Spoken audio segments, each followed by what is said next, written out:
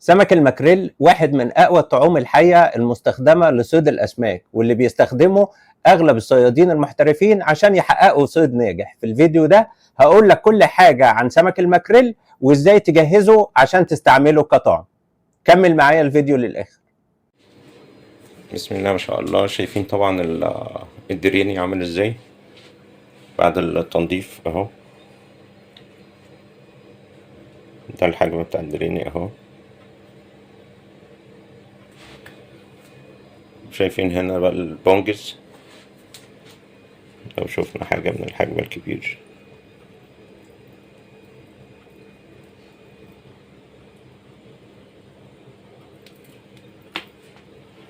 في أحجام صغيرة منه، والنقط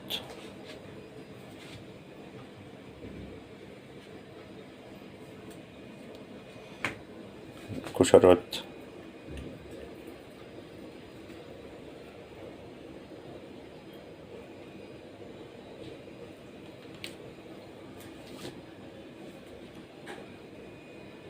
الحمد لله حصيلة معقولة.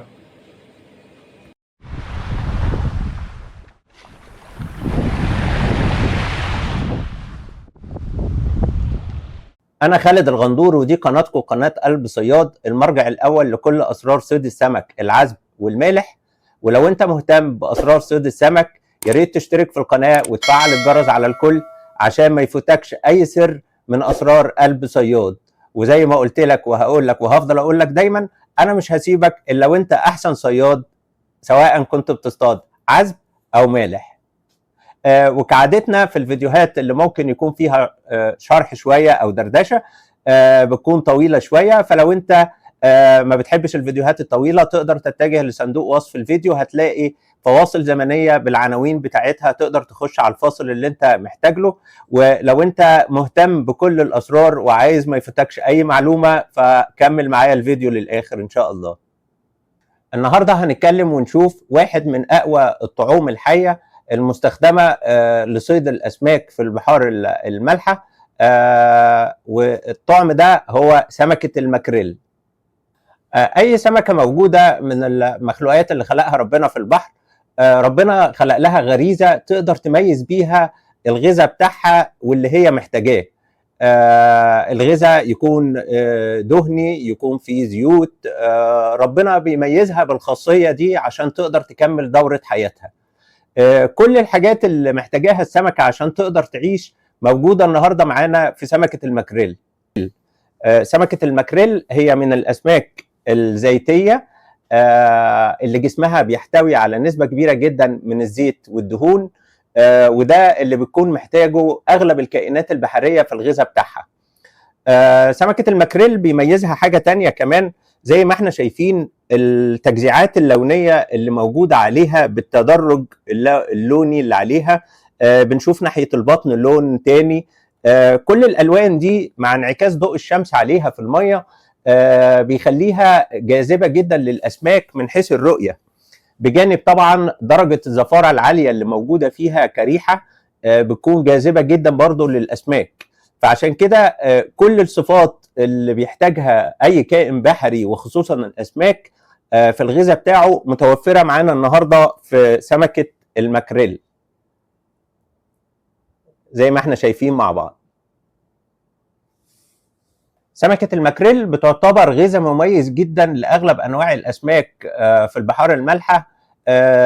هي غذاء مفضل جدا للاسماك بتاعه الكوشر بكل انواعها، حتى الاسماك اللي هي الشعور والمحسني والبونجز، عائله السيبريم، دي كلها بتفضل الماكريل في الغذاء بتاعها وبيكون جاذب جدا ليها. حتى الدراك بيخش عليه، التونه كمان بتخش عليه، وبعض اسماك القرش. هو زي ما بقول لك غذاء مفضل جدا ويعتبر طعم جاذب جدا لكل انواع الاسماك اللي موجوده في البحار المالحه. عشان كده هو واحد من اقوى الطعوم اللي ممكن نستخدمها ونعتمد عليها لو استعملناها صح.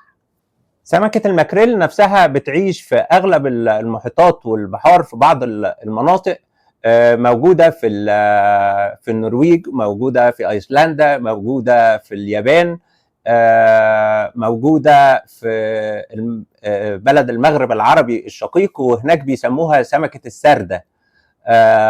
اصدقائنا في المغرب بيقدروا ياكدوا علينا المعلومه دي. فهي ايا كان اسمها في المنطقه اللي انت عايش فيها، هي او تكون موجوده. طبعا لو استعملتها كطعم في حالتها الطبيعيه قبل التبريد ده بيكون افضل بكتير، لكن هي موجوده عندنا هنا في مصر في صوره مثلجه احنا بنستوردها.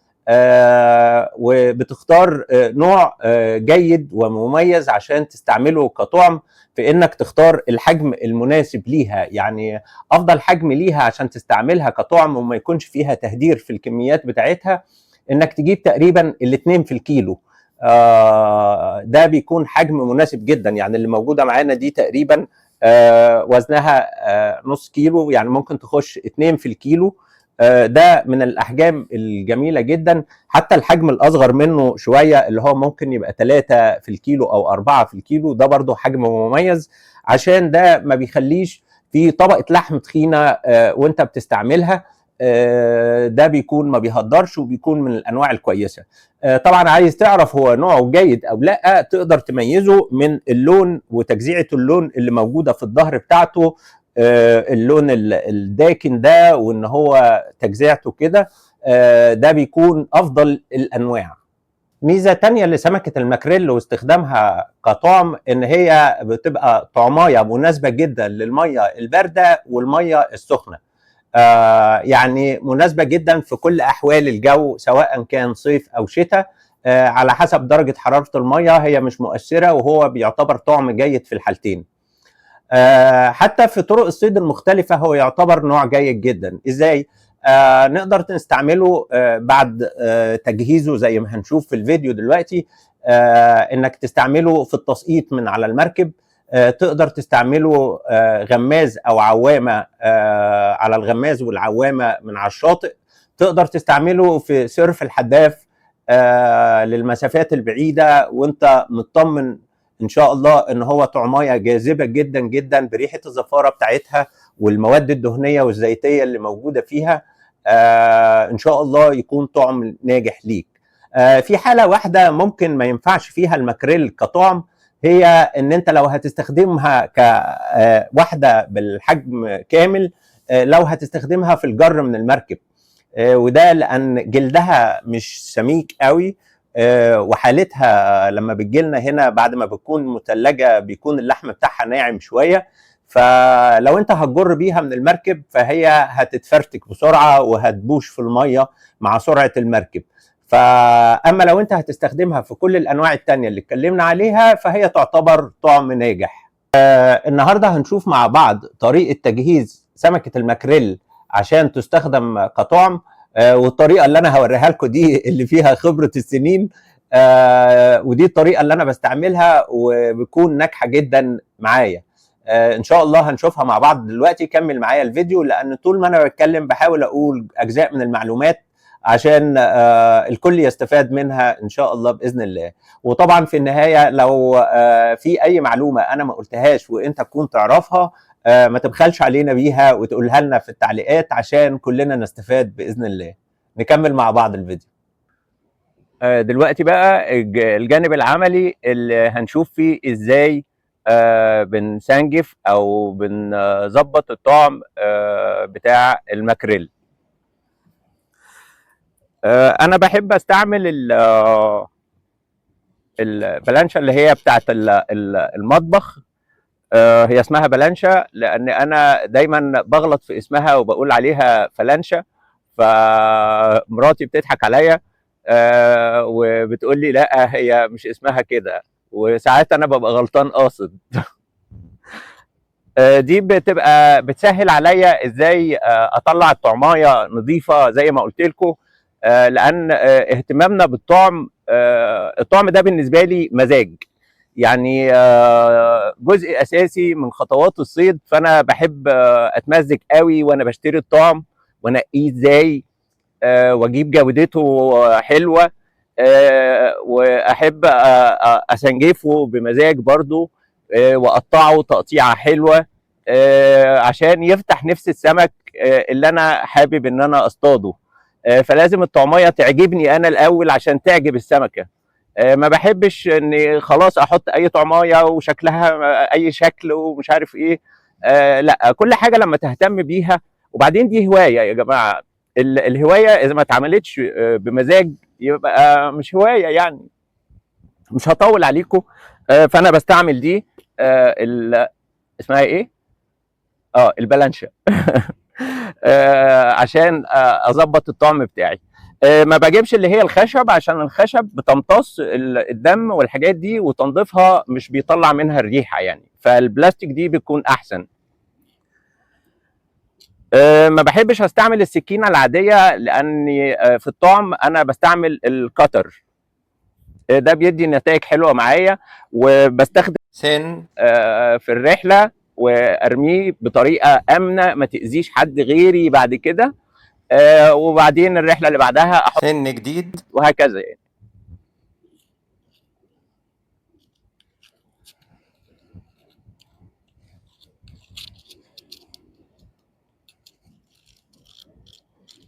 ده السن شغال بيه امبارح، فعشان كده كان معصلك شويه ان هو يطلع يعني.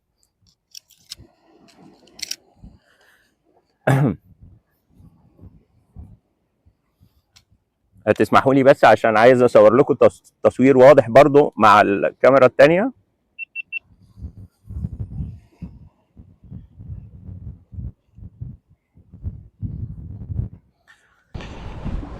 دلوقتي بجيب السمكة الماكريل اللي اتكلمنا عنها، وببتدي اجي عند الخط اللي هو بتاع سلسلة الظهر ده، وببتدي اعمل انا ماسكها في ايدي عادة، لازم احطها بس عشان تبقوا شايفين معايا كويس.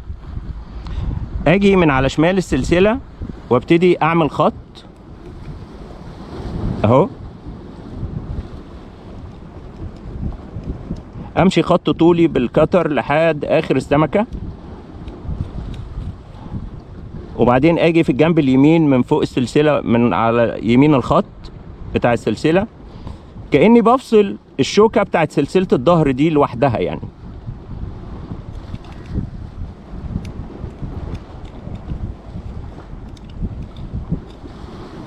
تمام كده.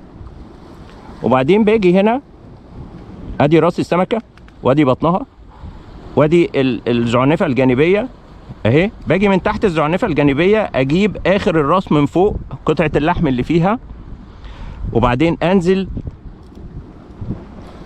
بخط مايل، اخد الجزء اللي بيبقى تحت الراس من قدام اليمين والشمال ده، اللي هو بيبقى فيه حتة عظمة كده، فبشيلها مع الراس. محتاج ايوه اخفض السلاح شوية، وبعدين برجع تاني للخط اللي انا عملته بقى، واحد من الخطوط اهو الشمال، وابتدي اكمله، بس اكمل الحتة دي تبقى كاملة. عارفين اللي بيعمل سمك فيليه بالظبط انا بعمل كده.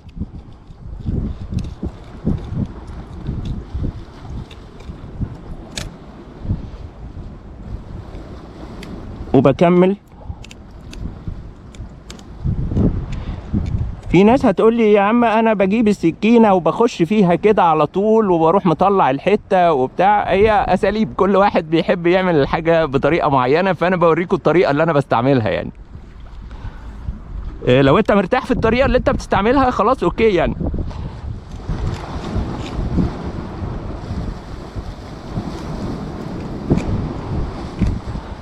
وانا بشيل ما جاش معايا الشوك، يعني طلعت الشوك بتاع البطن يفضل في الجسم خلاص، ما يجيش معايا انا في قطعه الطعم.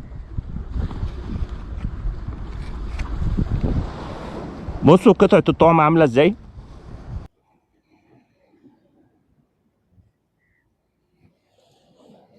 شايفين قطعه الطعم عامله ازاي؟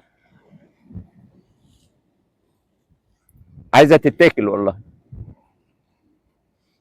دي قطعه اهي. لو بصينا للسمكه دلوقتي هنلاقي انا مش سايب اي قطعه لحم فيها خالص، فعشان كده انا ما هدرتش في الطعم بتاعي، وفي نفس الوقت طلعته بشكل جميل. هنشيل بقى الجنب التاني، هنيجي برضو من تحت الزعنفة الجانبية ونعمل الخط المايل اللي احنا عاملينه، اللي هو بيجيب الراس من فوق عشان يجيب حتة اللحم اللي بتبقى في اخر الراس من فوق، عشان ليه حرام ارميها.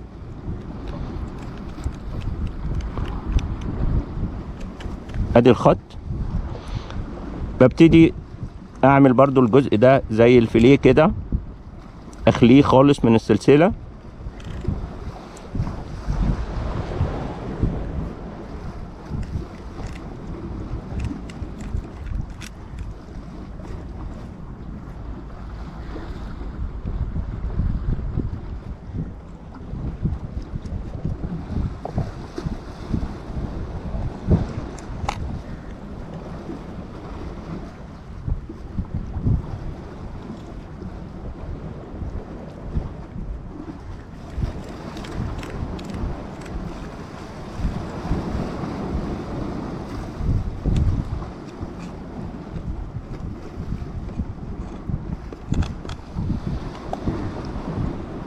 ادي القطعة التانية اهي،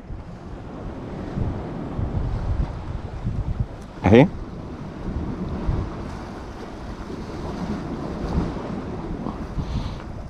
بصوا السمكة طلعت معايا عاملة ازاي.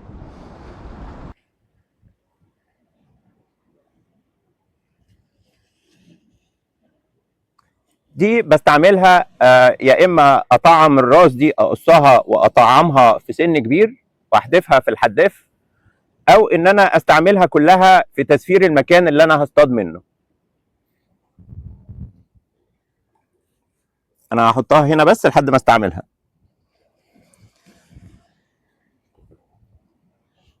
وادي القطعتين اللي انا طلعتهم.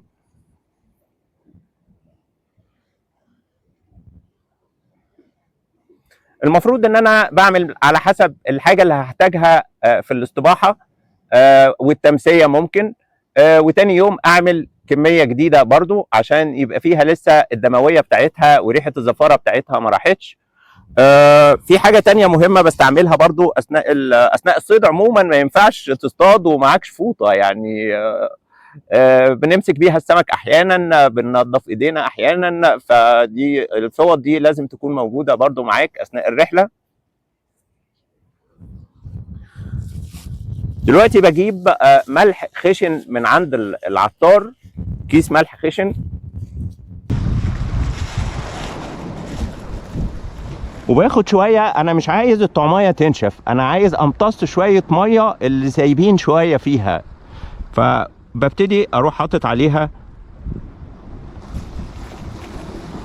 شويه الملح الخشن. الناحيه التانيه برضو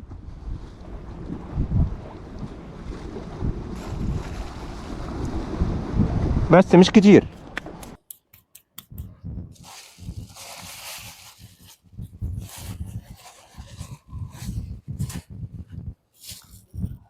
معايا هنا الطعم اللي كنت شغال بيه امبارح، الباقي منه او حاجه.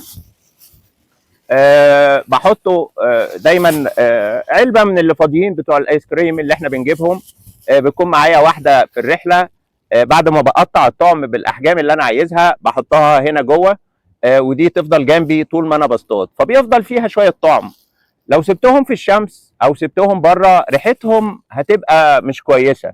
الطعمايه اللي ريحتها مش كويسه السمكه مش هتخش عليها. السمكه الحلوه النظيفه بالحجم اللي انت عايزه مش هتخش الا على الطعمايه بريحتها الطبيعيه. فبجيب دي وبعدين بروح حاططها في كيس بلاستيك بعد ما بخلص صيد بتاع الفتره بتاعتي. بحطها في كيس بلاستيك عشان الريحه ما تخرجش، لاني انا هاخدها بعد كده اوديها للايس بوكس بتاعي. هدخلها جوه الايس بوكس تفضل محتفظه بالبروده بتاعتها وبحالتها الطبيعيه وبالريحه الطبيعيه لحد ما اجي اصطاد في الفتره الثانيه. هروح اجيبها وهاجي اصطاد. حاجات مش مكلفه بس بتخلي شغلك في الصيد او ممارسه هوايتك لطيفه يعني. دلوقتي انا بسيب دي كده مثلا حوالي 10 دقائق او حاجه. بس يستحسن ما اسيبهاش في الشمس ضربه فيها، لان الشمس بتسوي الطعم، سخونيه الشمس بتسوي الطعم. لازم مكان يكون فيه ضله، وتنشف من الهواء مش من الشمس. شويه هواء كده، حته ضله كده جنبك، جنب حجر او حاجه، وتروح ايه حاططهم، هينشفوا شويه وهيبقوا كويسين جدا. هنشوف دلوقتي انا بقطع الطعمايه دي باشكال متعدده عشان اصطاد بيها حاجات متعدده. فهنستعمل واحده حتى قبل ما تنشف، او لو في هنا واحده ناشفه من امبارح.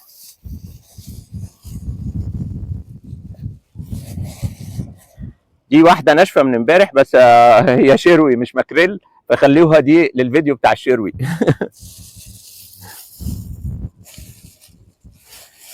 هنشتغل على دي دلوقتي ونشوفها هتعمل ايه.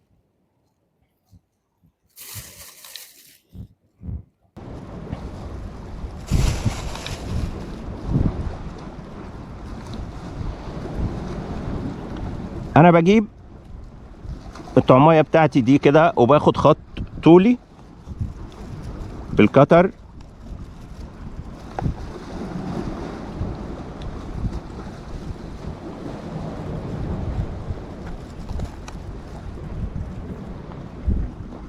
وبطلع الجزء ده اهو اللي ناحيه الظهر، بطلعه بالحجم ده اللي هو حوالي 2 سنتي مثلا العرض بتاعه،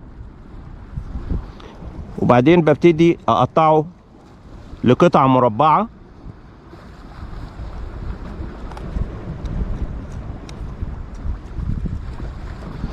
يعني عشان لسه طريه شويه فبتاخد وقت، لكن لو هي نشفت شويه هتبقى اسرع معاك بكتير.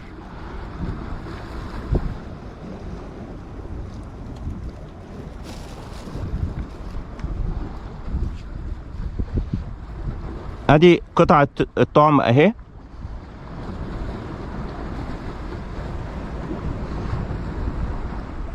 شايفينها معايا؟ زي ما انت شايف ادي الطعمايه اللي انا قطعتها اجزاء مربعه اهي اهي بعد ما اتحطت في السن. انا دلوقتي واقف على تحتيه وعر، فشغال على غماز، بس غماز كبير شويه لان الغمازات الصغيره هناك في العربيه، فاستعملت ده مؤقتا موزون برصاصه، وهبتدي اظبط العيار لما نشوف الدنيا هيحصل ايه. انا بشتغل بالغماز على سنارة كاست، دي بتبقى سهلة بالنسبة لي، اقدر اتحكم في الشغل بتاعها، احدف جوه اعمل، بتبقى لينة بالنسبة لي يعني. هنشوف دلوقتي بظبط بس الدراج.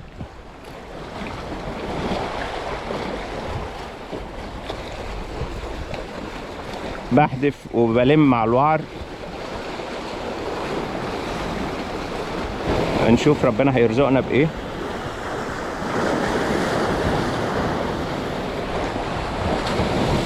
اعتقد محتاج اطول السن شويه.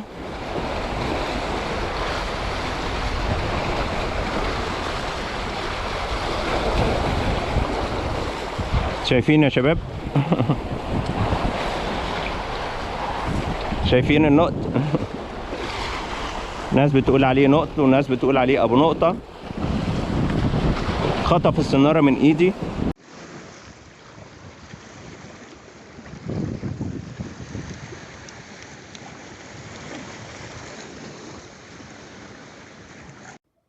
شايفينها معايا؟ القطعه دي بتبقى على قد بق السمكه، تاخدها قطمه واحده، السمكه اللي هي متوسطه الحجم. فالقطعه دي بتبقى مناسبه قوي، لاني لو انا بصطاد سمك احجامه متوسطه وحطيت له طعمايه كبيره، هو هيبتدي ياكل في الطعمايه بعيد عن السن وينتش فيها، وتلاقي السناره بتخبط معاك تضرب ما تلاقيش حاجه. لكن القطعه على قد القطمه بتاعت السمكه وحجمها اللي انت بتصطاده، الحجم السمكه اللي متوفره قدامك، قطمه واحده وضربه واحده. انا بحب كده يعني. فادي نموذج لحجم سمكه متوسطه. لو انا هشتغل على سمكه حجمها اكبر شويه،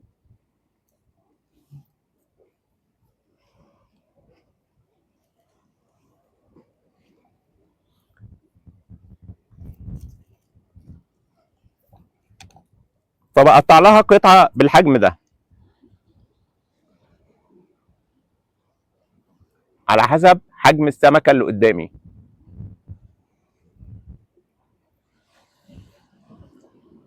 بس الطريقه دي عايز اقول لكم، اولا ما بتهدرش في الطعم، بتطلع الطعم شكله جميل زي ما انتم شايفين، شكل الطعمايه يفتح النفس،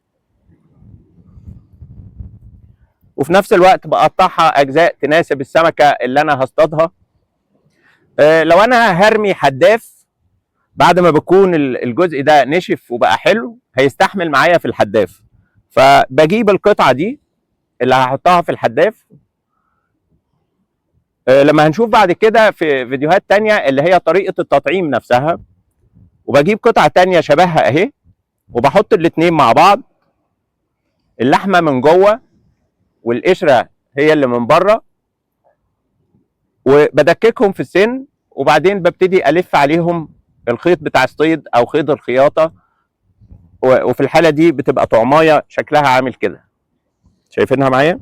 عامل كده، شايفينها معايا اهي.